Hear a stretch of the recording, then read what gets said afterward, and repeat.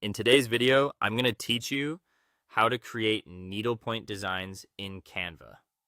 If you want to plan a custom needlepoint canvas without dealing with blurry artwork, messy layouts, or designs that are hard to transfer onto a real stitching grid, Canva can make the process much easier.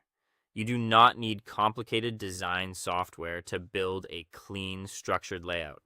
With the right setup, Canva gives you the tools to map out shapes, organize color blocks, and prepare a design that is much easier to stitch from. To get started, open Canva and create a new project with the correct physical dimensions. On the Canva homepage, click Create a Design, then choose Custom Size. Make sure the unit is set to inches instead of pixels. After that, enter the width and height you want for your project. For example, a 10 by 10 inch canvas gives you a balanced square format that works well for many needlepoint designs.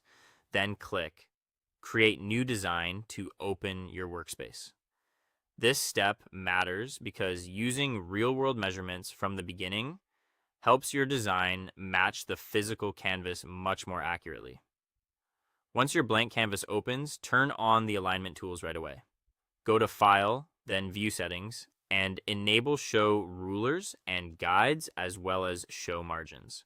This adds visual boundaries to your page and helps you keep everything aligned. Since needlepoint relies on rows, columns, and clean spacing, these guides make it much easier to build a design that feels organized and stitch ready. Next, add the graphic that will serve as the basis for your needlepoint design. On the left sidebar, click Elements and use the search bar to look for simple artwork, such as flat vector silhouettes, basic outline graphics, or geometric shape outlines. Then switch to the graphics results so you can focus on clean design elements instead of photos. Choose a simple shape or illustration and drag it onto your canvas. Flat graphics work best here because they have clearer edges and are much easier to translate into stitches. After placing your design, simplify the colors. Click the graphic so the color controls appear at the top, then adjust the palette to just 2, 3, or 4 solid colors. Keeping the color scheme limited makes the design easier to read and much easier to match with thread colors later.